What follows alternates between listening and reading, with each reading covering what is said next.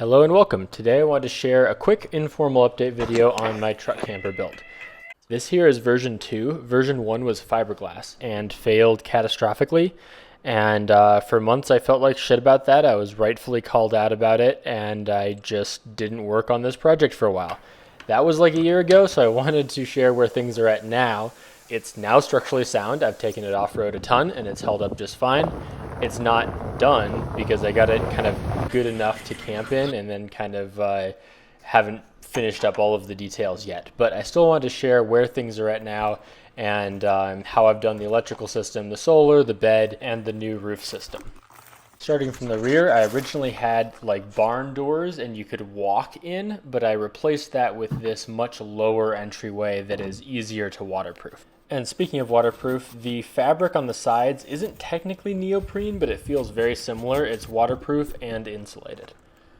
And stepping on up inside, you can see there is standing room. It's not nearly as good as the previous design, but it's there. And while the ceiling height is obviously a lot lower at the cab side, it's still high enough that you're comfortable sitting down in the bed, kind of like a couch. And here's my view sitting in that couch position. You can see there's a wall on the far side that I might be able to use as a projector surface. So taking a closer look at this bed area we got, this is a queen size mattress I've cut up into pieces. So this piece that I was using as a couch backrest fits in like that. Right now I've just been sitting this on the Starlink box, but I do have some holes where I'm going to be mounting some supports for this piece.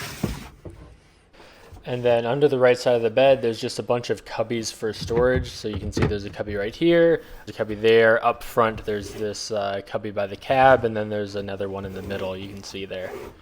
And then if we swing around to the rear side, right behind the bed, you can see I've got some more cabinets over here as well. On the left side, there's a small table in the rear, not that I have a chair for it right now, but it is about table height for like a laptop or whatever. And then we've got some cabinets in the middle. And moving on closer to the electrical area, we've got an outlet here for 12 volts. I've got a thing to heat up water, to boil water. And then over here is where my battery packs are. So the solar power comes in, it goes to a solar charge controller, which goes to two 12-volt battery packs. And then that wraps around up to a fuse, and then I've got my roof fan, which just, you can see the cable goes like that to the little 12-volt exhaust fan right there. And that exhaust vent works because I have these little portal windows that pull in the cool air, and then the hot air up at the top gets exhausted. And then I've also got a line that goes to my AC inverter.